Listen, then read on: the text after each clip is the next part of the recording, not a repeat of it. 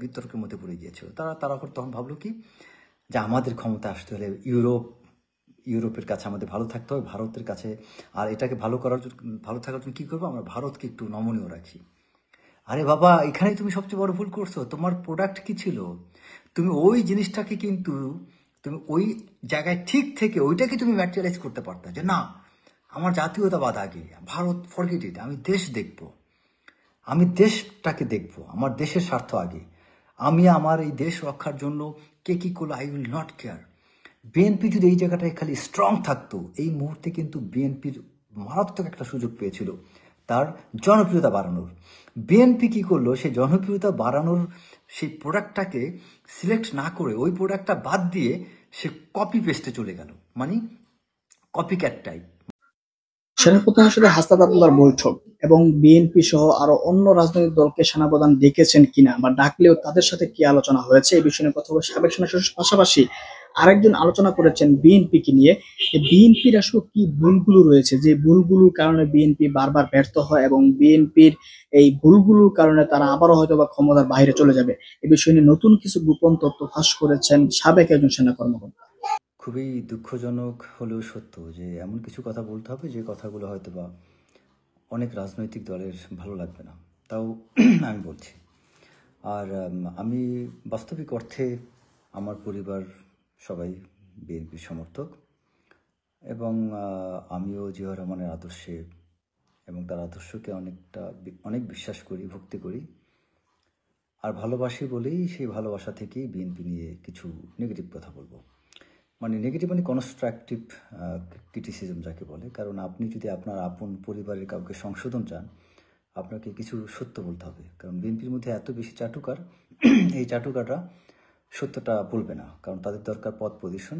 আর আমি মনে করি আমি পদ পজিশনের জন্য আমি খুব একটা উদ্গ্রীব না, আমি সত্য বলার জন্য উদ্গ্রীব। কারণ আমি চাই আমি কোনো দলে কোনো পদ পজিশনে না থাকলেও আমি আশা করি বিএনপির পরিবর্তন হোক এবং বিএনপি সত্যটা বুঝুক, সত্যের আলোয় আলোকিত হোক এবং একদিন ক্ষমতায় আসুক, তারা দেশের সেবা করুক এবং জিয়াউর রহমানের আদর্শের সেই বিএনপি একদিন জেগে উঠুক।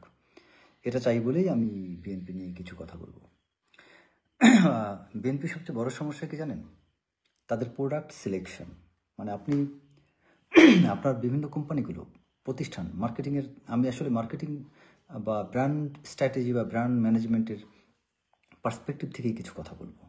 যারা মার্কেটিং নিয়ে পড়াশোনা করেন আমার কথাটা খুব সহজে তারা বুঝতে পারবেন। প্রতিটা প্রতিষ্ঠানে কিন্তু একটা আইকনিক প্রোডাক্ট থাকে এবং আপনি দেখবেন যে একটা সময় অ্যারোমেটিক্স তাদের একটা সাবান বের করে, হালাল সাবান।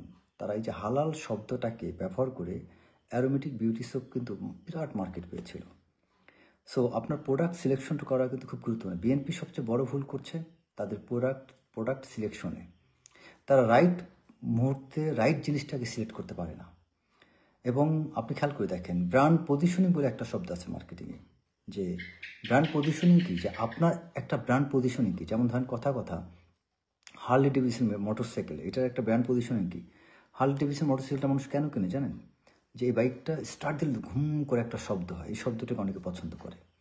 আবার ধরেন আপনার ভলভো গাড়িগুলো মানুষ কেন কিনে, মানে ভলভো নামটা শুনলে মনে করে ইঞ্জিনটা খুব ভালো হবে। আবার ধরেন কেউ আপনার মার্সিডিজ গাড়ি কেন কিনে বা বিএমডাব্লিউ গাড়ি কেন কিনে। অনেক ব্র্যান্ড আছে, কিন্তু প্রতিটার একটা ব্র্যান্ড পজিশনিং আছে। ঠিক তেমনি বিএনপির ব্র্যান্ড পজিশনিংটি এটাকে বিএনপি নিজেও জানে না। বিএনপির সবচেয়ে বড় ব্র্যান্ড পজিশনিং ছিল জিয়াউর রহমানের কিছু থিওরি, যেমন দেশপ্রেম, জাতীয়তাবাদ। আপনি জাতীয়তাবাদের অর্থটা বিএনপির নেতারা কি আসলেই জানেন? বিএনপি যারা চালান প্রকৃত জাতীয়তাবাদের মিনিংটা কি? জাতীয়তাবাদের জন্য আপনাকে যতটা আপনার মধ্যে রিজিডিটি, কঠোরতা যা থাকা দরকার, সে জায়গায় কিন্তু আপনি স্থির থাকতে পারছেন না। আপনি প্রতি মুহূর্তের মধ্যে পোল্টিবাজি করতেছেন। আপনি খেয়াল করে দেখেন বিএনপি কিন্তু এক জায়গায় স্থির থাকতে পারছে না এবং তারা এই জাতীয়তাবাদের ঘাটতি থাকার কারণে কিন্তু তারা প্রোডাক্ট সিলেকশনে ভুল করতেছে। এই যে ছাত্র আন্দোলনে ছাত্ররা আন্দোলন করেছে, ছাত্রদের চেয়ে সবচেয়ে বেশি আরও পরিশ্রম করছে বিএনপির ছাত্রদল, যুবদল, বিএনপি নেতারা অনেক কষ্ট করছে। কিন্তু এই আন্দোলনের সময় দেখেন সমন্বয়করা, এই যে বৈষম্য বিরোধী ছাত্র আন্দোলন, তারা কিন্তু তাদের পজিশনিংটা একটা জায়গায় রেখেছে এবং যখন এই পজিশনিংটা একটা জায়গায় রেখে তারা যখন আন্দোলনের দিকে ধাবিত হলো, আপনি খেয়াল করেন সাধারণ মানুষ কিভাবে নেমে আসলো। বিএনপির অবদান আছে, কষ্ট করেছে, কিন্তু এই আন্দোলনে সাধারণ মানুষ কি বিএনপি ডাকে আসছিল না বৈষম্য বিরোধী ডাকে আসছিল? বৈষম্য বিরোধীতে ডাকে আসছিল। বিএনপি নিজেও ছিল এবং বিএনপির মাঠে অনেক বড় ভূমিকাও ছিল, কিন্তু এই জায়গার প্রোডাক্টটা সেট করেছিল কে? বৈষম্য বিরোধীরা। বৈষম্য বিরোধীরা এমন একটি প্রোডাক্ট সেট করে দেয়, যেই প্রোডাক্ট সেটের কারণে বেসরকারি বিশ্ববিদ্যালয়, প্রাইভেট ইউনিভার্সিটির সাধারণ মানুষ, সেনাবাহিনী, সরকারি কর্মকর্তা, সমস্ত classes of people the join. আবার এখন যখন 5ই আগস্টের পর সরকার চেঞ্জ হয়ে গেল, বিএনপি কি ভুল করলো দেখেন। সেখানে করলে কি তারা মনে করলো যে আমাদের ক্ষমতা আসতে গেলে আমাদের কিছু ঘটনা আছে, সেই হরকাতুল জিহাদ মিহাদ বা ওই যে জেএমবি নিয়া আপনার ওই যে মুফতি হান্নান বা ওই যে কি বলে আপনার কি বল মুফতি শাইখ আব্দুর রহমান, বাংলা ভাই, অনেক কাহিনী তো ঘটেছিল। তবে 10 ট্রাক ইস্যু, এগুলো না তো বিএনপি অনেকটা বিতর্কের মধ্যে পড়ে গিয়েছিল। তারা তখন ভাবলো কি, যে আমাদের ক্ষমতা আসতে হলে ইউরোপের কাছে আমাদের ভালো থাকতে হবে, ভারতের কাছে। আর এটাকে ভালো থাকার জন্য কী করবো, আমরা ভারতকে একটু নমনীয় রাখি। আরে বাবা, এখানেই তুমি সবচেয়ে বড় ভুল করছো। তোমার প্রোডাক্ট কি ছিল? তুমি ওই জিনিসটাকে কিন্তু তুমি ওই জায়গায় ঠিক থেকে ওইটাকে তুমি ম্যাটেরিয়ালাইজ করতে পারতা, যে না, আমার জাতীয়তাবাদ আগে, ভারত ফরগেট ইট, আমি দেশ দেখব, আমি দেশটাকে দেখব, আমার দেশের স্বার্থ আগে, আমি আমার এই দেশ রক্ষার জন্য কে কী করলো I will not care. BNP যদি এই জায়গাটায় খালি স্ট্রং থাকতো, এই মুহূর্তে কিন্তু বিএনপির মারাত্মক একটা সুযোগ পেয়েছিল তার জনপ্রিয়তা বাড়ানোর। বিএনপি কি করলো, সেই জনপ্রিয়তা বাড়ানোর সেই প্রোডাক্টটাকে সিলেক্ট না করে ওই প্রোডাক্টটা বাদ দিয়ে সে কপি পেস্টে চলে গেল, মানে কপি ক্যাট টাইপ। মানে সে ওই এখন জামাতও তাদের মতো একই কাজ করছে। জামাতও কিন্তু তারা দেখবেন তাদের আসল প্রোডাক্টটা ভুলে গিয়েছে। জামাতের যে একটা ব্র্যান্ড পজিশনিং ছিল, ব্র্যান্ড পজিশনিং মানে কি, আপনার একটা প্রোডাক্ট, আপনার ওই প্রোডাক্টটা নিয়ে মানুষের মাথায় যেটা চিন্তা করে, যেমন ধরেন আপনি যারা ব্র্যান্ডে একটা প্রোডাক্ট কিনবেন, ব্র্যান্ড পজিশনিং কি থাকে, যারা ব্র্যান্ডটা অন্যান্য সব ব্র্যান্ড থেকে একটা জায়গা আলাদা। শ্যানেল পারফিউম মানুষ কেন কিনে? এটা অন্য জায়গা থেকে আলাদা। আপনি দেখবেন সিঙ্গাপুর এয়ারলাইন্স, এই সিঙ্গাপুর এয়ারলাইন্সের ব্র্যান্ড পজিশনিং কি কেউ জানেন? কারণ হচ্ছে কি, সিঙ্গাপুর এয়ারলাইন্সে তারা একটা বিশেষ ক্যাটাগরি পারফিউম ইউজ করে, যেটা অন্য বিমানে ঢুকলে আপনি ওই ঘ্রাণটা পাবেন না। এবং সিঙ্গাপুর এয়ারলাইন্স ওই পারফিউমটা ফ্রান্স থেকে শত কোটি টাকা দিয়ে সেটা তারা প্যাটেন্ট করে নিয়েছে, যাতে ওই পারফিউম ওয়ার্ল্ডে আর কেউ ব্যবহার করতে না পারে। কারণ কি? কারণ সিঙ্গাপুর এয়ারলাইন্স তার বিশেষত্বরা ধরে রাখতে চেয়েছে।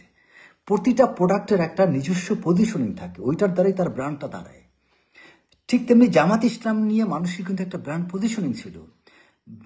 জামাত ইসলাম কি বাস্তবে তারা যে বলে মওদুদি, আসলে কি আল্লামা মওদুদির লাইনে তারা আছে? আপনি খারাপ হন, বাট আপনার একটা পজিশনিং থাকবে তো, যে আমি এই লাইনে আছি। সেই জামাত ইসলামও দেখেন তার সুর চেঞ্জ হয়ে গিয়েছে আপনার সেই 5ই আগস্টের পরে। তারা সুর চেঞ্জ করেছে কি জন্য? মনে করেছে আমরা এখন একটু নমনীয়, আমরা একটু লিবারেল হই। আপনি রিয়েলিস্টিক থেকে আপনি লিবারেলিজমে চলে আসছেন। আপনি রিয়েলিজম নিয়ে আপনি রাজনীতি করতেছেন আপনার জন্ম থেকে। যারা ওই যে আপনার ইন্টারন্যাশনাল রিলেশনস নিয়ে পড়াশোনা করে, তারা আবার আমার এই শব্দগুলো বুঝবেন, যে আপনার রাজনীতি শুরু হয়েছে রিয়েলিজমের থিওরি নিয়ে। আপনি হঠাৎ করে আপনি 100 বছর 50 বছর পরে আপনি রিয়েলিজম থেকে বের হয়ে আপনি লিবারেলিজমে চলে গেলেন। এবং আপনি এই থিওরিতে যে আপনি সবচেয়ে বড় ভুলটা করছেন, কারণ আপনার সম্পর্কে মানুষের যে ধারণা, যে বিশ্বাস ছিল, সেই জায়গায় আপনি নাই।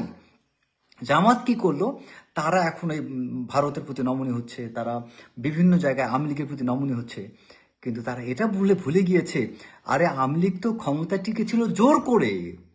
আওয়ামী লীগের সাথে আপনি সমর্থন নিলে আপনার লাভ হবে কি? আওয়ামী লীগের আওয়ামী লীগ নিজের দলের লোকজনই তার প্রতি বিরক্ত। আওয়ামী লীগের বাংলাদেশের সমর্থন আপনার বিরোধী দল বাদ দেন, আওয়ামী লীগের নিজস্ব লোক, সত্যিকার অর্থে যারা আওয়ামী লীগের আদর্শ লোক, তারাও আওয়ামী লীগের সাথে নাই। কারণ আওয়ামী লীগের বেনিফিশিয়ারি হচ্ছে অল্প কিছু মানুষ। আচ্ছা, আমার কথাগুলো একটু বিভিন্ন দিকে চলে যাচ্ছে, সরি ফর দ্যাট। তো দেখেন, জামাত কিন্তু ওই ভুলটা করছে। আবার বিএনপিও তারা কি করলো, তারাও সেই একই ভুল করলো। আবার বিএনপি কি করলো দেখেন, হাসনাত যখন একটা বক্তব্য আপনার জেনারেল ওয়াকার বা ভারত বিভিন্ন বিষয় নিয়ে দিল, তখন বাংলাদেশের মানুষ যখন দেখলো যে হাসনাতের দিকে ধাবিত হচ্ছে, বিএনপি তারপরে ঘোষণা দিল যে আমরা আওয়ামী লীগকে নিষিদ্ধ করতে চাই। এই কাজটা তোমরা কেন এতদিন করো নাই? কেন হাসনাত বলার পরে তোমার এই মন্তব্যটা আসলো? ওয়াই? আমরা যারা সত্যিকার অর্থে জাতীয়তাবাদে আদর্শে মানুষ, আমি আমার অনেক পোস্টে অনেক জায়গায় এই কথাটা, অনেক বক্তব্যে অনেক জায়গায় বলেছি এবং দুঃখ প্রকাশ করেছি, কিন্তু আমরা এত মানুষ বুঝতে পারলাম, বিএনপি নেতৃস্থানীয় আপনারা কি একটাবার বুঝতে পারলেন না এই সত্যটা? বাংলাদেশের মানুষ কি চায়, বাংলাদেশের মানুষ কি চায় এটা না বুঝে আপনি ক্ষমতার কথা চিন্তা করলে কি লাভ হবে? আরে ক্ষমতায় তো জনগণ নিয়ে আসবে, জনগণের ভালোবাসা নিয়ে আসবে আপনাদেরকে। আপনারা সেই জনগণের ভালোবাসাটা না দেখে আপনি যাচ্ছেন কেন? আপনারা এই পলিটিক্সটা মানে অ্যাকচুয়ালি সহজ থিওরি ছিল, জিয়াউর রহমান যে বিএনপি দাঁড় করিয়ে দিয়েছে, আপনারা সেই আদর্শটাকে ধরে রাখেন, আপনাদের আর কিচ্ছু লাগবে না, বাংলাদেশের জনগণ আপনাদেরকে ক্ষমতায় রাখবে। এবং ফখরুল ইসলাম আলমগীর এখানে যে ভূমিকাগুলো রাখছেন, তিনি নিজেকে অনেকটা, আমি মনে করি এই জায়গাটা আসলে তার অত্যন্ত সুন্দর ইমেজের একজন মানুষ। আমি জানি না তাকে, তার মতো একটা মানুষকে কে বা কারা গাইড করতেছে এবং কেন ওনার এই ভুলগুলো করার কথা না, কেন উনি এই ভুলগুলো করছেন সেটাও আমি আসলে বুঝতে পারছি না। এবং জামাত ইসলামও কেন এই ভুলগুলো করছে আমিও জানি না। তো আমি অনুরোধ করব, জামাত ইসলামী এবং বিএনপি, আপনারা সত্যিকার অর্থে কনফিউজড হয়েন না। কনফিউজড না হয়ে আপনারা আপনাদের প্রোডাক্টটাকে সেট করেন, আপনাদের আসল প্রোডাক্ট কি বোঝার চেষ্টা করেন, আপনার স্ট্রেংথ কি। আরেকটা ব্যাপার আছে, সোয়াট অ্যানালাইসিস একটা বিষয় আছে, যেটা হচ্ছে যে আপনার স্ট্রেংথ, উইকনেস, অপরচুনিটিস, থ্রেট। আপনাকে কিন্তু জামাতকে, বিএনপিকে বুঝতে হবে তার সবচেয়ে বড় শক্তির জায়গাটা কি এবং তার দুর্বলতার জায়গাটা কি। বিএনপির সবচেয়ে বড় শক্তির জায়গাটা হচ্ছে তার জাতীয়তাবাদ। বিএনপি সেই শক্তিকে কাজে না লাগিয়ে তারা কেন অন্যদিকে যাচ্ছে, কেন তারা চিন্তা করবে, কেন তারা অতিমাত্রায় পলিটিক্সটা করতে যাচ্ছে। ভারত কোনোদিন ভাই আপনাদেরকে আনবে না ক্ষমতায়, বিশ্বাস করেন। আপনি মনে করতেছেন আপনি ভারতকে ব্যবহার করতেছেন, ভারতের সাথে একটু কোনো রকম টাইম পাস করে ভারতকে একটু সাথে পাশে রেখে কিছুটা করবে, নো, ভুল। জীবন ও ইহ জন্মেও ভারত আপনাকে জায়গা দিবে না। আমি সত্যি কথা, আমি অনেক কথা বলতে পারছি না। আমি ভারতের বিভিন্ন কর্মকর্তা থেকে শুরু করে বিভিন্ন লেভেলে যতটুকু আমি নিজে মিশছি, আই এম শিওর বিএনপির কোনো নেতা আমার মনে হয় এতটা মিশছে, আই এম শিওর। আমি চ্যালেঞ্জ করে যে কোনো নেতাকে, বিএনপি নেতাকে বলতে পারবো। আপনারা কতটুকু মিশছেন, আন্তর্জাতিক সম্পর্কের কয়জন বহির্বিশ্বের মানুষের সাথে মিশেন আপনারা? কিসের ভিত্তিতে এত ভারতকে এত বিশ্বাস করতে যান? আপনি ভারতের বিরুদ্ধে যান না, বিশ্বাসও করেন না ভাই। আপনি একটা দলের রাজনীতি করেন, আপনারা ভারতের সাথে সম্পর্ক মেনটেন করেন, ফাইন, পলিটিক্যাল রিলেশন রাখেন, কিন্তু আপনি তাকে তার মনোরঞ্জন করতে চাচ্ছেন কেন? তাকে তার ভাইয়ে ভাইয়ে চলতে চাচ্ছেন কেন? তার ভাই ভাই চলার দরকার নেই, আবার তার বিরুদ্ধে কয়েকদিন পরে আপনি বিরুদ্ধে যাবেন সেটাও দরকার নেই। প্রতিবেশী রাষ্ট্র, তার সাথে আমার ভালো সম্পর্ক থাকবে, সমস্যা কি? কিন্তু তার মনোরঞ্জন, তার মতো করে আমাকে চলতে হবে কেন? তার মানে আমি কপি ক্যাট করছি, আমি কপি করছি। আপনি কপি করা বাদ দেন, আপনি নিজের প্রোডাক্টটা নিয়ে নিজেই বাজারে থাকেন। একদিন না একদিন আপনার প্রোডাক্টের কোয়ালিটি যদি ভালো হয়, আপনি বাজারে টিকে থাকবেন, তো কোনো সন্দেহ নাই। আধিপত্যের সাথে আপনি টিকে থাকবেন বাজারে, যদি প্রোডাক্টের মান ভালো থাকে। বিএনপির উচিত তার প্রোডাক্টটাকে ঠিক করা এবং ওই প্রোডাক্টটা নিয়ে স্ট্রংলি আগানো। এবং বিএনপির শক্তির জায়গাটা বাংলাদেশের জাতীয়তাবাদ, বাংলাদেশকে নিয়ে তার চিন্তা করা। আপনি সেই চিন্তা না করে আপনি একবার আওয়ামী লীগকে ম্যানেজ করতে চান, ভারতকে ম্যানেজ করতে চান। আরে একটা বিপ্লবের মাধ্যমে যে আওয়ামী লীগকে দূর করা হয়েছে, একটা বিপ্লবের মাধ্যমে আপনার আওয়ামী লীগকে শুধু দূর করা হয়েছে তা না, শুধু আওয়ামী লীগকে দূর করার অন্যতম কারণ ছিল আওয়ামী লীগের অতিমাত্রায় বায়াসনেস ছিল ভারতের প্রতি। ভারত, আওয়ামী লীগ, এই মুহূর্তে বাংলাদেশের সাধারণ জনগণ এটার প্রতি প্রচন্ড নেগেটিভ। সেই জায়গায় বিএনপি, জামাত কি করে এই জায়গাটার প্রতি তাদের উইকনেস দেখায় এবং অতি হাস্যকর। এবং এটা আমি সত্যি কথা বুঝি না, বাংলাদেশের জনগণ এটা বুঝে, কিন্তু বিএনপির নেতৃস্থানীয় নেতারা বুঝে না। হাসনাত এটা বুঝতে পারলে, আপনারা বুঝতে পারলেন, হাসনাত একটা কথা ফাঁস করো, তারপরে আপনি বুঝেন নাই, আপনি আসলেও বুঝেন নাই। আপনি কি করছেন, হাসনাত বিষয়টা ফ্লাশ করে, মানে এটাকে এক্সপোজ করে দেওয়ার পরে এখন গা বাঁচানোর জন্য এটা করতেছেন। বুঝে করলে আমি খুশি হইতাম, আপনি এখনো বুঝেন নাই। বিএনপি যারা চালাচ্ছেন আপনারা এখনো বুঝেন নাই, গা বাঁচানোর জন্য এই কাজটা করা বন্ধ করেন। আপনার রিয়েলিটি, আপনার আসল প্রোডাক্ট, আপনার আইকনিক প্রোডাক্ট হচ্ছে আপনি এই মুহূর্তে ভারত এবং আওয়ামী লীগকে খুশি করার প্রচেষ্টা বন্ধ করেন। আওয়ামী লীগ কোনোদিন আপনাকে, গত কয়েক বছরে আওয়ামী লীগ আপনাকে নিষিদ্ধ করতে চেয়েছে। আপনারা আগেও ভুল করছেন, এখনো ভুল করে যাচ্ছেন, এবং সত্যিকার অর্থে আপনারা এরকম করে যদি ক্ষমতায় আসেন বেশি দিন টিকতেও পারবেন না। আপনারা এই যে সত্যিকার অর্থে এই জাস্ট ধরেন কথা কথা একটা আওয়াজ যদি শুরু হয়ে যায় যে আওয়ামী লীগ ক্ষমতায় আসতে যাচ্ছে, আবার বহু নেতা ইঁদুরের গর্তে ঢুকবে। এবং আমরা যারা কথা বলেছিলাম আগে, আমরা কিন্তু আগের মতোই কথা বলবো ভাই, কারণ 2 নম্বরই করি নেই তো। সো টিকে থাকবো ইনশাল্লাহ। কিন্তু এই আপনারা যারা এখন বেশি লাফাচ্ছেন তারা কিন্তু আবার গর্তে ঢুকবেন। আমরা কিন্তু গর্তে ঢুকবো না আল্লাহর রহমতে। কারণ কি, এক নীতিতে আমরা থাকতেছি। তখনও সমালোচনা করছি, এখনো সমালোচনা করতেছি। আমি গত পরশুদিন একটা ভিডিও আপলোড করেছিলাম জিয়াউল হাসানকে, তখন আমি যেই সুরে কথা বলছি এখনো সেই সুরেই কথা বলি। আপনারা সুর চেঞ্জ করতেছেন কেন? মানুষ যদি মনে করে আমি সাহসী এবং এই জন্য মানুষ আমাকে ভালোবাসে, আমার সারা জীবন সাহসী থাকা উচিত। মানুষ যদি আমাকে ভালোবাসে, আমি নরম, গোবেচারা কিসিম, আমার প্রতি একটু সিম্প্যাথি থাকে মানুষের, আমি খুব অসহায়, এবং আমাকে ওই কারণে যদি মানুষ ভালোবেসে থাকে, তাহলে আমাকে অসহায় ওই রকমই থাকা উচিত। হঠাৎ করে যদি আমি বীর পুরুষ ভাব দেখাই, তাহলে যে মানুষগুলো আমার প্রতি সিম্প্যাথি দেখাইছে তারা তখন ঘৃণা করা শুরু করবে। আমার যে রূপ দেখে মানুষ আমাকে ভালোবাসা শুরু করছে, ওই রূপটা আমার বদলানো উচিত না। বিএনপি ওই ভুলটা করেন না আপনারা। জামাত ইসলাম আপনাদেরকে ধর্মভীরু, আপনাদের মধ্যে সততা বা আপনাদের মধ্যে কিছু গুণাবলী দেখে যে মানুষগুলো ভালোবাসে, আপনারা সেই গুণাবলীটা ধরে রাখেন। কেন এই মুনাফিকের মতো আপনারা রূপ বদলাচ্ছেন? কেন অ্যাডজাস্টমেন্টে যাচ্ছেন? কি কারণে? কি অর্জন করতে পারবেন? যাই হোক, বুঝলে বুঝপাতা, না বুঝলে তেজপাতা, আর কি করার আছে। আমি জানি না, আমার এই আজকের বক্তব্য ওয়াকারের সাথে তাদের মিটিং হয়েছে, কিন্তু এই মিটিংটা নাকি সার্জিস হাসনাত রায় চেয়েছিল, হতে পারে। এবং তাদেরকে রয়ের প্রেসক্রিপশন অনুযায়ী যে আওয়ামী লীগকে পুনর্বাসনের কথা যে বলা হয়েছে, এটা অস্বীকার করা হয়েছে, ভুল। আমার তথ্য অনুযায়ী তারা অন্যান্য রাজনৈতিক দলকেও ডেকেছিল সেম প্রস্তাবে। অন্যান্য রাজনৈতিক দল এই জিনিসটা স্বীকার করেনি। আমি কনফার্ম হয়ে বলতে পারি যে এবি পার্টিকে ডেকেছিল জেনারেল ওয়াকার, সেম স্টোরি নিয়ে, সেম স্টোরি যে আওয়ামী লীগকে পুনর্বাসন করতে হবে, পুনর্বাসন করলে এই যে ভালো ভালো আওয়ামী লীগ আর কি, ভালো আর খারাপ আওয়ামী লীগের পার্থক্য। সো এই প্রস্তাবটা প্রত্যেকটা রাজনৈতিক, আমি বিশ্বাস করি, আমি এবি পার্টিটা কনফার্ম যে এবি পার্টিকে ডাকা হয়েছিল এবং সেম প্রস্তাব দেওয়া হয়েছে একটা এবি পার্টির নির্ভরযোগ্য সূত্র থেকে, এটা আমি শুনেছি। সো আর বাকিরা হচ্ছে, আমি অ্যাজিউম করি যেহেতু স্টুডেন্টদেরকে দেওয়া হয়েছে এবি পার্টিতে, আর বাকি প্রত্যেকটা রাজনৈতিক দলকেও সেম জিনিস দেওয়া হয়েছে। এবং এখন আমি যেটা দেখতেছি যে আওয়ামী লীগ মানে সেনাবাহিনী কর্তৃক এমন একটা ভ্রাতৃত্ববোধ আনার চেষ্টা করেছে। ভ্রাতৃত্ববোধ কিসের ভ্রাতৃত্ববোধ? যে আমরা সেনাবাহিনীকে গালাগালি, কেউ সেনাবাহিনীকে গালাগালি করতেছে না, কেউ সেনাবাহিনীকে বলতেছে ওয়ান জেনারেল ওয়াকার এবং বাকি যে সমস্ত গুম খুনের সাথে জড়িত তাদের জন্য আজকে সেনাবাহিনীর অবস্থা।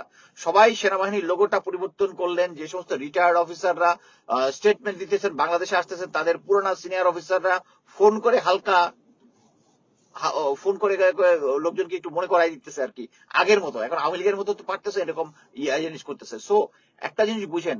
তারপর দেখেন ইম্পর্টেন্ট ইনফ্লুয়েন্সাররা, আমি দেখলাম যে তৃতীয় মাত্রার জিল্লুর ভাইকে খুব পছন্দ করতাম, হঠাৎ করে দেখি উনি জঙ্গির স্টোরি, গোয়েন্দা সংস্থার জঙ্গির নেগেটিভ পড়তেছে, এবং তারা অর্গানাইজড ভাবে এই স্টুডেন্টদের এগেনস্টে লেগেছে। স্টুডেন্টদের এগেনস্টে যে সমস্ত জিনিস দেখতেছেন যে করতেছে, এর হচ্ছে সত্য থাকতে পারে, একটা পার্সেন্টেজ থাকতে পারে, কিন্তু একদম ফুল ফ্লেজেড ভাবে যে তারা এটা ইচ্ছা করে করেছে। কি জন্য? কারণ সামনে তারা সময় চাচ্ছে রাজনীতির জন্য। আমি মনে করি যে তারা 10 দিন পরে কেন এই প্রসঙ্গটা তুললো, হ্যাঁ এটা তাদের ভুল, বাট আস্তাদ সার্জিসদের একটা জিনিস বুঝতে হবে যে when you want to fight with folia, এখন আপনারা জিজ্ঞেস করতেছে এটা কি জেনারেল ওয়াকার ছিল, ওয়াকারের নাম বলতেছে না, why not? আধা মাথা যুদ্ধ করলে লোকজন এটা কনফিউশনের একটা সুযোগ নেবে, নিশ্চয়ই ওটার মধ্যে ঘাপলা আছে। আমি বিশ্বাস করি না যে হাসনাত আব্দুল্লাহ এদের মতো ইয়াং ছেলে জেনারেল ওয়াকারের মতো একটা ফিগারকে নামে একটা সলিড মিথ্যা কথা বলবে। এইটাই সত্য যে আওয়ামী লীগকে পুনর্বাসন করার চেষ্টা করা হচ্ছে, এবং এটার সাথে যে সমস্ত ইনফ্লুয়েন্সাররা আছে এই ইনফ্লুয়েন্সারদেরকে যে কোনো ভাবে ম্যানেজ করছে, যে যেভাবে ম্যানেজ হয়েছে আর কি। সো ম্যানেজ হয়ে তারা এখন এদেরকে এই স্টেটমেন্টটা খাওয়াচ্ছে। বাট ছাত্রদের অনেক ভুল আছে। ছাত্ররা এখনো কিন্তু বলতেছে না যে প্রথমেই যখন এসেছিল তখন জেনারেল ওয়াকার, জেনারেল হামিদ তাদেরকে দিয়েছিল, অফার দিয়েছিল যে তারা মেইন টিম হবে, সাথে ইসলামিক দলগুলো, এবং এদের সাথে ইসলামিক দলগুলোর সাথে মিটিং করেছিল, এবং বিএনপিকে তারা বিরোধী দলে নিবে। যখনই দেখতেছে বিরোধী দলে নিতে পারবে না, তখনই ওয়াকার চলে গেছে হচ্ছে বিএনপির পক্ষে। কারণ বিএনপি এখন চলতেছে, আমি যেটা এখন পর্যন্ত দেখি, তাদের মধ্যে একটা পার্ট আওয়ামী লীগের সাথে এবং ইয়ার সাথে ভারতের সাথে আঘাত করতেছে। This the final. আমি যেটা মনে করছি যে গোয়েন্দা সংস্থাগুলো এখন আমার পিছনে যেভাবে লাগছে দেখলাম, এবং অন্যান্যদের পিছনে আমার, আমি তো ফেসবুকে লাইভ করি, কিন্তু আমার ফেসবুক লাইভ নিয়ে লোকজনে ইয়াতে করতেছে, কি বলে, কপি করে নিয়ে ইউটিউবে দিচ্ছে। ওখানে কয়েকটা জায়গায় গিয়ে আমি কমেন্ট যা দেখে আমি তো পুরো লস্ট। সো ওই পার্টি সেম জিনিস এখন আবার আমাদের পিছনে লেগেছে। কিন্তু একটা জিনিস হচ্ছে, I will be always remain with the truth. General ওয়াকারের এগেনস্টে সার্জিসরা এরকম কথা বলবে, শাসনাতরা বলবে, আই ডোন্ট বিলিভ। মেইন কথা হচ্ছে কেন বললো, কি বললো, সবকিছু বাদ। কথা হচ্ছে এতদিন ধরে উনি যে সমস্ত কাজ করে আসতেছে, এর মধ্যে এই ঘটনাটা কনফার্ম করতেছে। এবং সেম জিনিস এই আসিফ যে বলল যে জেনারেল ওয়াকার বলেছে যে একজন কনভিক্টেড পার্সন কিভাবে প্রধান উপদেষ্টা, উনার কাছে প্রধান উপদেষ্টা প্রফেসর ইউনুস যাকে পুরো ওয়ার্ল্ড রেসপেক্ট করে, জেনারেল ওয়াকার তাকে রেসপেক্ট করে, তাকে কনভিক্টেড মনে করতেছে।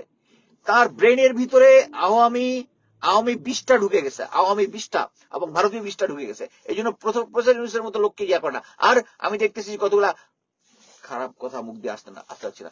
ব্লাইন্ড ভাবে ছাত্রদের দোষ ত্রুটি থাকতে পারে, কিন্তু তাকে ব্লাইন্ডলি জোনাকি চিন্তা করতেছে, জোনাকি শুধু জোনাকি না, আরো অনেকে আছে, যে যদি এই ওয়াকারকে আউট করে, ওয়াকারকে আমরা ভারতের দালাল বলে, তারপরে একটা শোরগোল পাকিয়ে যদি ওয়াকারকে আউট করে লেফটেন্যান্ট জেনারেল ফয়েজকে সেনাবাহিনীর প্রধান বানাই, তাহলে এই ইলেকশন পেছানোর চেষ্টা অন্তত করা যেতে পারে।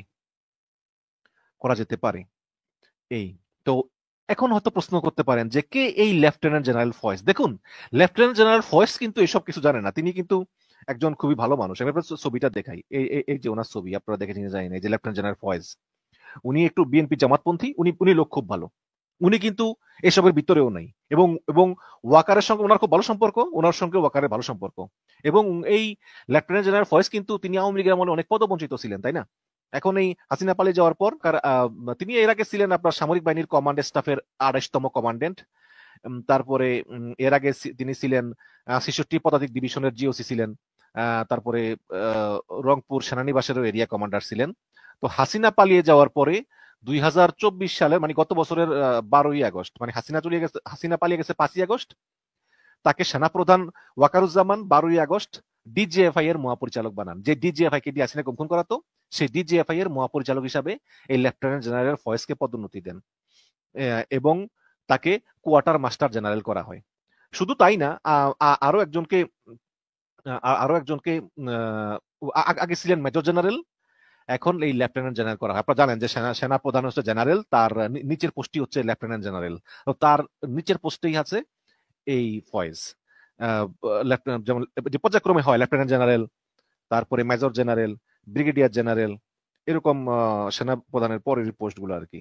তো তাকে এই যে প্রতিরক্ষা গোয়েন্দা মহাপরিদপ্তরের প্রধান, যে ডিজিএফআই এর প্রধান বানানো হয়েছে এই।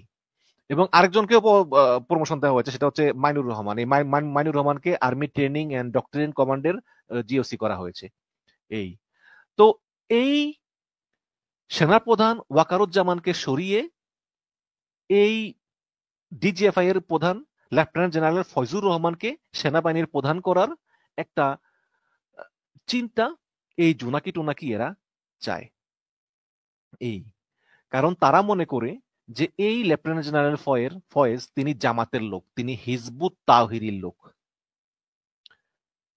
আসলে কিন্তু তিনি এগুলোর কোনো লোকই না, তিনি এবং ওয়াকারুজ্জামান জামান খুবই ভালো সম্পর্ক, কিন্তু এই জোনাকিরা মনে করে যে এই লেফটেন্যান্ট জেনারেল ফয়েজকে যদি সেনাপ্রধান বানানো যায়, যেহেতু সে জামাতপন্থী, সেহেতু ওয়াকারকে বাদ দিয়ে তাকে যদি সেনাবাহিনীর প্রধান বানানো যায়, তাহলে তিনি এই নির্বাচনটা যাতে না হয় আগামী 5 বছরের মধ্যে, এটার একটা কলকাঠি নাড়তে পারেন।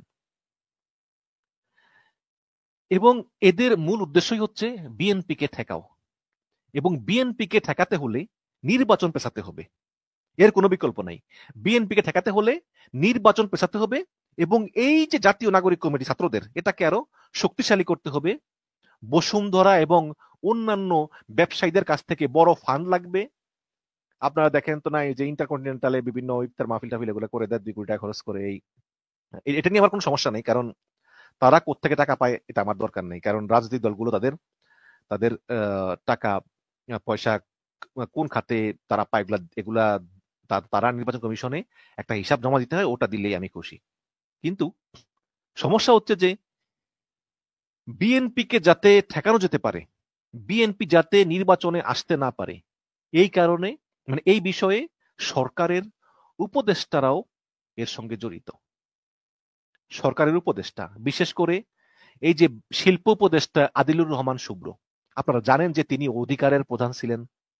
তার যে অধিকার, মানবাধিকার সংস্থা অধিকার, তারা ওই গুম খুনের সঠিক রিপোর্ট প্রকাশ করার কারণে অধিকারের লাইসেন্স রেজিস্ট্রেশন বাতিল করা হয়েছে, এবং এই অধিকারের প্রধান আদিলুর রহমান শুভ্র এবং তার সেক্রেটারি নাসির উদ্দিন এলান, এই দুজনকে তারা আদালতেও নিয়েছিল, জেল দিয়েছিল, এবং আমরা সবাই কিন্তু আদিলুর রহমান শুভ্রর ভক্ত ছিলাম এবং তার গ্রেপ্তারের বিরুদ্ধে প্রতিবাদ করেছিলাম। সেই আদিলুর রহমান শুভ্র সরকারের শিল্প উপদেষ্টা, তিনি এই বিএনপিকে যাতে ঠেকানো যায়, যাতে ক্ষমতায় আসতে না পারে, তিনি নিজে কিন্তু এই কাজগুলো করতেছেন। এবং সেই সঙ্গে যে বর্তমান যে 2 জন আছেন উপদেষ্টা, আসিফ এবং মাহফুজ, তারা জানি না তারা এর সঙ্গে যুক্ত আছে কিনা। এই তাহলে আপনি দেখেন যে যে একটা রাজনৈতিক দল যেমন জাতীয় নাগরিক কমিটি পার্টি, তারা বিএনপি যাতে ক্ষমতায় না আসে, তারা সেটা চাইতেই পারে, কারণ তারা তো রাজনৈতিক প্রতিপক্ষ, পলিটিক্যাল অপোনেন্ট, তাই না? যেমন জামাত চায় বিএনপি ক্ষমতা না আসুক, বিএনপি চায় জামাত ক্ষমতা না আসুক, সেটা চাইতেই পারে। কিন্তু ডক্টর ইউনূসের মতো একটা নিরপেক্ষ সরকারের একজন উপদেষ্টা বা উপদেষ্টারা যখন সরাসরি রাষ্ট্রীয় ক্ষমতার চেয়ারে বসে তারা বিএনপিকে মানে বিএনপি বিরুদ্ধে কাজ করেন, বিএনপি যাতে ক্ষমতায় না আসতে পারে তার জন্য ষড়যন্ত্রের কাজ করেন এবং বিএনপিকে শত্রু বানানোর গেমে নেমেছেন, তারা এটা কতটুকু তাদের যুক্তিসঙ্গত যে তারা এই পদে বসে তারা এটা করতেছেন? এবং আপনি দেখবেন যে বিএনপি ওই জায়গায় চাঁদাবাজি করে, ওই জায়গায় কি এই করে, এগুলো অনেক ক্ষেত্রেই দেখা যায় যে পরবর্তীতে ঘটনাগুলো সত্য না, সত্যও আছে, আবার অনেক ক্ষেত্রে সত্যও না। এই হচ্ছে কি অবস্থা, মানে এটা এই বিএনপির বিরুদ্ধে এই ধরনের ষড়যন্ত্র চলতেছে। এবং এর ভিতরে একটা গোপন জুম মিটিং হয়েছে, সেই জুম মিটিং এ আমাদের সেই ইউটিউবাররাও ছিলেন, সেই জোনাকি কুলিয়াস মুলিয়াস এরা ছিলেন, এবং এই আমাদের এই উপদেষ্টা আদিলুর রহমানও ছিলেন, শিল্প উপদেষ্টা। সেই মিটিং এ একজন বক্তা তিনি বলেছেন যে সরাসরি নির্বাচন পিছিয়ে দিতে হবে, এবং বসুন্ধরা থেকে ফান্ড কালেকশন করার কথাও বলেছেন। এবং এই উপদেষ্টা তিনি নিজেই মানে এই ডক্টর ইউনূসের যাতে ভাবমূর্তি নষ্ট হয় এবং যাতে ইলেকশন পিছিয়ে যায় এবং গণতান্ত্রিক প্রসেস যাতে বিঘ্নিত হয়, এসব করার সরাসরি উদ্যোগ নিয়ে এই জুম মিটিং গুলো করেছেন। এবং এই জুম মিটিং এ নির্বাচন পিছিয়ে গেলে কোথা থেকে ফান্ড পাওয়া যাবে, কার কাছ থেকে ফান্ড পাওয়া যাবে, এই জুম মিটিং এ সে আমাদের বিদেশের বিখ্যাত ইউটিউবার গণ ছিলেন। তাহলে আপনার কি মনে হয় না যেগুলো ষড়যন্ত্র? আজকে যে হাসনাত সেনাপ্রধানের সঙ্গে দেখা করার 10 দিন পরে, এতদিন কইছিল 10 দিন পরে সে স্ট্যাটাস দেয়, সেই হাসনাত আবার সার্জিস বলতেছে এটা মিথ্যা, তাহলে আপনার কি মনে হয় না যেগুলো ষড়যন্ত্র?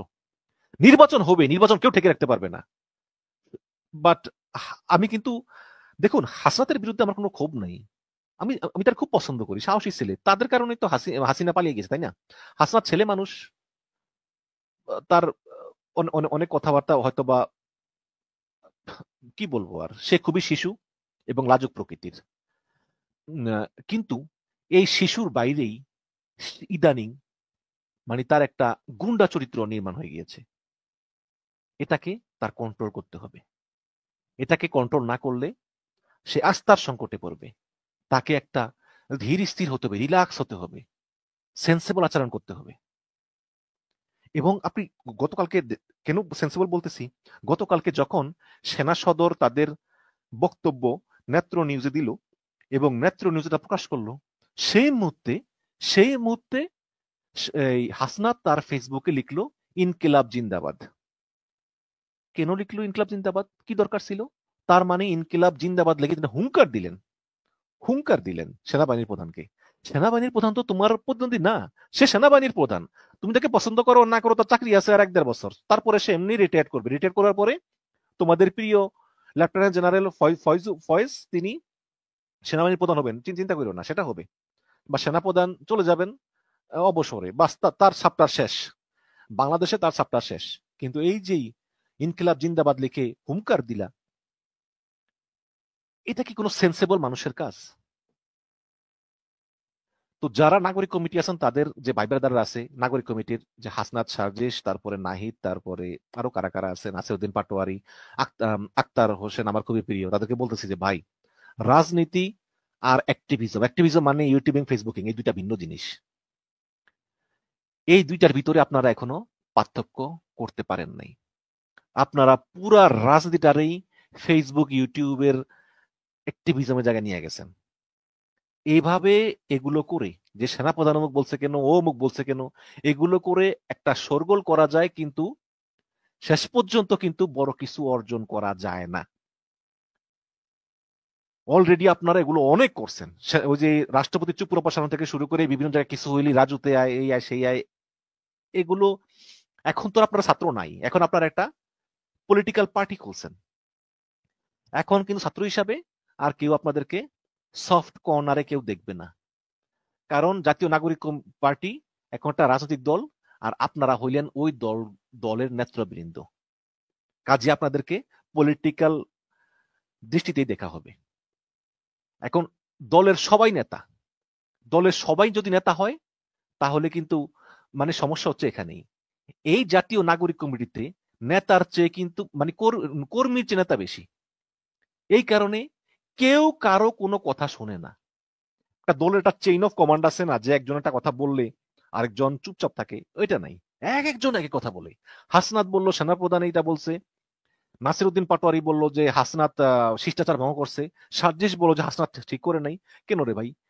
হাসনাত এই যে ফেসবুকে সেনাপ্রধানের বিরুদ্ধে এই কথাটা হঠাৎ করে পোস্টটা দিয়ে দিলেন, এটা দেওয়ার আগে একবার আলাপ করছিলেন? নাহিদের সঙ্গে আলাপ করছিলেন? নাহিদ তো আপনাদের দলের প্রধান, নাহিদের কাছ থেকে অনুমতি নিয়েছিলেন? আসিফ যেটা ভিডিও বানায় ফেলাইলো যে সেনাপ্রধান বলছে যে ডক্টর ইউনূস আমার পছন্দ না, এটা কি নাহিদের সঙ্গে আলাপ করছিলেন? দলীয় ফোরামে আলোচনা করছিলেন? করেন নাই তো। তাহলে মানে এদের কাজকর্ম দেখে দেখে মনে হচ্ছে যে এরা যে যা চায় তাই করে, এবং এরা নিজেদের মধ্যে কামড়া কামড়ি করে। এখনো সময় আছে। রাজনীতি কিন্তু খুব একটা জটিল বিষয়। রাজনীতির মতো একটা মানে খুব বিভ্রান্তিকর একটা মানে খুবই, এটা বাংলাদেশের রাজনীতি তো নোংরা বিষয়, চারদিকে অবিশ্বাস, ষড়যন্ত্র। কাজেই এগুলো করতে গেলে দলের চেইন অফ কমান্ড ঠিক করেন, হুটহাট করে সব কোনো কথা বলা বন্ধ করেন, জামাত ইসলামের কাছ থেকে শিক্ষা নেন কিভাবে রাজনীতি করে, এগুলো করেন, রাজনীতি সাজান, আর এই ইউটিউবিং, ফেসবুকিং ছাড়েন। রাজনীতি করলে রাজনীতি করবেন। হ্যাঁ, আপনারা যখন বিভিন্ন সভা সমাবেশে বক্তব্য দিবেন, যখন বিভিন্ন মিটিং করবেন বা রাজপথে বিভিন্ন দাবি আন্দোলন করবেন, তখন সেগুলোর ভিডিও আপনারা ফেসবুকে দিতে পারেন। বাট ফেসবুকে এসে সরাসরি অমুক অমুক এগুলো একটু ছাড়েন। আর সংশোধিত আওয়ামী লীগ, সেটা সেনাপ্রধান আনুক আর যেই আনুক, আমরা এর চরম বিরোধী। কারণ আওয়ামী লীগ হচ্ছে একটা সাপ, এই সাপ আপনাকে সবল দিবেই। আপনি যতই দুধ কলা দেন, ডক্টর ইউনূস, আসিফ নজরুল, আপনার যতই দুধ কলা দেন, আপনাকে সবল মারবেই। উদাহরণ দিই, যেমন বঙ্গবন্ধু শেখ মুজিবুর রহমান, তিনি চতুর্থ সংশোধনীর মাধ্যমে এই আওয়ামী লীগ বিলুপ্ত করে তিনি বাকশাল প্রতিষ্ঠা করেছেন। তো শেখ মুজিবের মৃত্যুর পরে জিয়াউর রহমান ক্ষমতায় এসে পঞ্চম সংশোধনীর মাধ্যমে বহুদলীয় গণতন্ত্র প্রতিষ্ঠা করে তিনি আওয়ামী লীগের পুনর্বাসনের ব্যবস্থা করেন এবং এবং জিয়াউর রহমানকে নিজের জীবন দিয়ে তার মূল্য চুকাতে হয়েছে না? তারপরে এই আওয়ামী লীগকে পুনর্বাসন করেন এরশাদ। ওই যে সম্ভবত 1988 ইলেকশন হয়েছিল, শেখ হাসিনা বলেছিলেন না যে এরশাদের সঙ্গে যে ইলেকশন যায় সে জাতীয় বেঈমান, তারপরেও গিয়েছিলেন। সেই এরশাদকেও ক্ষমতা ছাড়তে হয়েছে। তারপরে এই আওয়ামী লীগকে আবার পুনর্বাসন করেছে জামাতে ইসলাম। তত্ত্বাবধায়ক সরকারের দাবিতে জামাত ইসলাম আওয়ামী লীগের সঙ্গে মিলে 170 দিনেরও বেশি হরতাল করেছে যুগ্মভাবে। এই জামাত ইসলামের 10-11 জন সিনিয়র নেতাকে জীবন দিয়ে তার মূল্য দিতে হয়েছে, ফাঁসি কাস্টে ঝুলিয়েছে। জামাতের বিরুদ্ধে এমন কোন অত্যাচার নাই আওয়ামী লীগ 17 বছরে না করেছে। তারপরে এই 2006-07 সালে এই আওয়ামী লীগকে পুনর্বাসন করেছেন এই ফখরুদ্দিন মঈনুদ্দিন। ফলশ্রুতি কি, ফখরুদ্দিন মঈনুদ্দিনকে মানে জেনারেল ফখরুদ্দিন মইনু আহমেদ এরা এখন এই বাংলাদেশ ছেড়ে এখন বিদেশে অবস্থান করতেছে। এখন আবার এই 2025 সালে আবার আওয়ামী লীগকে যারা পুনর্বাসন করতে চান, আমি সাবধান করে দিচ্ছি, ইতিহাস থেকে শিক্ষা নিন। আওয়ামী লীগকে যারা পুনর্বাসন করার চেষ্টা করে তাদের পরিণতি কি হয় সেটা ওই ইতিহাস থেকে শিক্ষা নিন, ঠিক আছে? এখন একটা কথা বলে শেষ করবো, সেটা হচ্ছে যে আমাদের অনেকেই বলেন যে 26শে মার্চ প্রধান উপদেষ্টা চীন সফরে যাচ্ছেন। এখন 26শে মার্চ প্রধান উপদেষ্টা থাকবেন চীনে, ওদিকে সকল উপদেষ্টারা থাকবে ব্যস্ত, কারণ ঈদ আসতেছে এবং ঢাকা শহর হয়ে যাবে জনশূন্য, কারণ ঈদ উপলক্ষে সবাই বাড়ি যাইব। তো এই সময় যদি জেনারেল ওয়াকার একটা অভ্যুত্থান ঘটে ফেলায়, এটা অনেকে বলতেছেন। কাজেই অনেকে বলতেছেন যে ছাত্র জনতা যারা আছে এবার ঈদে কারো বাড়ি যাওয়ার দরকার নাই, তারা ঢাকা শহরকে পাড়া হিসাবে রাখবে, তা না হলে জেনারেল ওয়াকার একটা অভ্যুত্থান ঘটে ক্ষমতা নিয়ে নিবে। এবং আমি আপনাদেরকে বলতেছি যে এর বিন্দু মাত্র সম্ভাবনা নাই।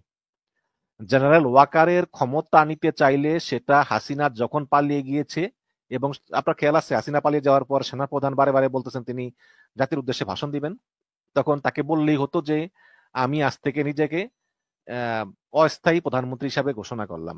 প্রেসিডেন্ট তো চুপ আছেই, এবং এটা কিন্তু ভারতেরও সমর্থন ছিল। ভারত তাকে বারে বারে বলছে সমর্থন ছিল যে আপনি হন, এবং সেনাপ্রধানের যে জুনিয়ররা জিয়াউল হাসান, মুজিব টুজিব সহ আরো যারা যারা আছে, সবই তো এগুলা খুনি বেশিরভাগই, তারাও বলেছিল যে আপনি ক্ষমতা নিয়ে নেন, আমাদেরকে সেভ করেন।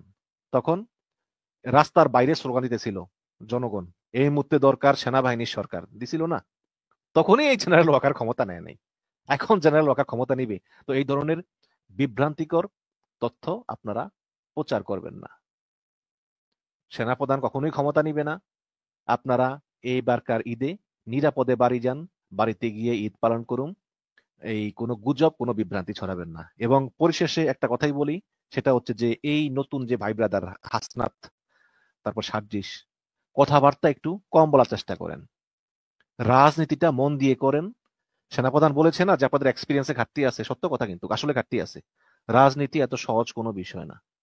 আজকে আপনারা সেনাপ্রধানের নামে যে সমস্ত কথাবার্তা বললেন, পরবর্তীতে আপনারটা তো একটা দল করেছেন, আপনাদের দলের সঙ্গে কেউ কোনো গোপন মিটিং তাদের আলোচনা শুনেছেন, শুনে বুঝতে পেরেছেন যে আসলেও সে বিএনপি যদি আসলে সঠিক পথে না থাকে তাহলে আমাদের দেশটা হয়তো বা বড় ধরনের বিপদে পড়বে।